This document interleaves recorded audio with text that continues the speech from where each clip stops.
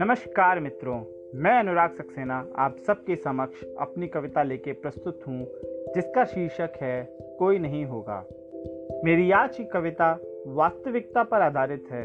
जैसा कि हम देखते हैं कि आजकल लॉकडाउन की वजह से ऑनलाइन कवि सम्मेलन काफ़ी हो रहे हैं।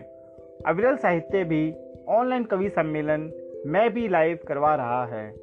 मेरी आज की कविता को मैंने पहले महसूस किया है, फिर पन्ने पर उतारा है। प्रत्येक कवि अपने लिए श्रोता तो खोजता है, मगर खुद को श्रोता नहीं मानता। वह काव्य पाठ करने में सक्षम है। अगर यही सिलसिला चलता रहा तो क्या होगा, उसी वाक्य पर आधारित है मेरी रचना। सुनिएगा। पहला बंद सुनिएगा। हम लिखने में इतना मशरूफ हो गए, किसी और को सुनना भूल गए। शायद वो दिन दूर नहीं जब हमें सुनने वाला कोई नहीं होगा।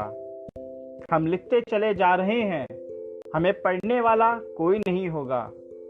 हमारे शब्दों की गहराइयों में झांकने वाला कोई नहीं होगा।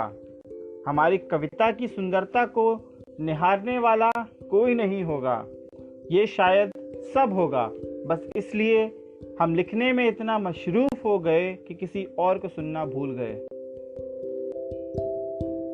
दूसरा बंद पढ़ता हूँ।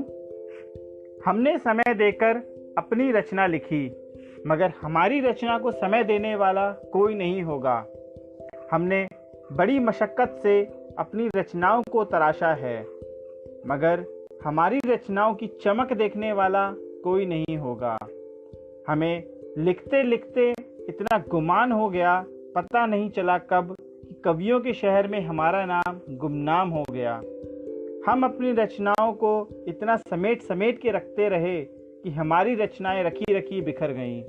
ये शायद सब होगा बस इसलिए हम लिखने में इतना मशरूफ हो गए कि किसी और को सुनना भूल गए।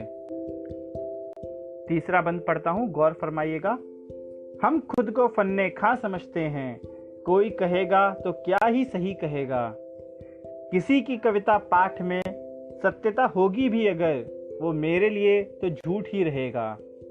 लाख ताने बाने बुन ले कोई तरन्नुम के, गजल के या पढ़ ले कोई भी शायरी।